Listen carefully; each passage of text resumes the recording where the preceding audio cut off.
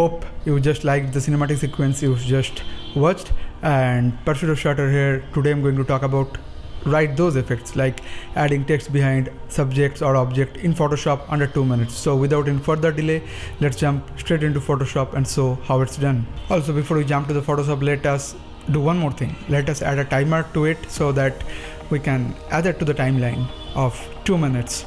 So we will start up by pulling this JPEG straight into Photoshop.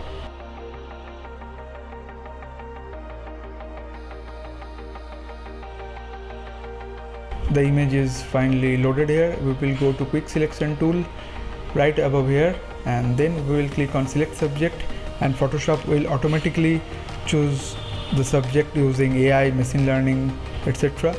And just in case if the selection isn't perfect enough, we can still go ahead and make the refining in the selection by clicking over here or pressing the, so we will press Ctrl J or Command J on the keyboard so that it will make a duplicate copy of the subject on a new layer.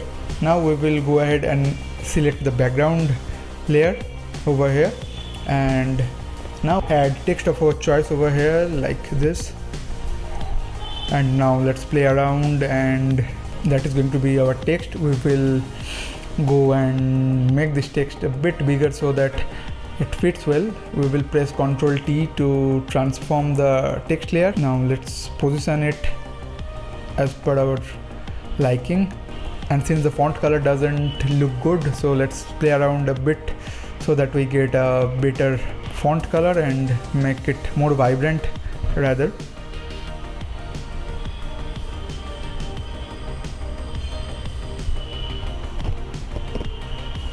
So I feel this looks good. Okay, fine. So this is how it is done.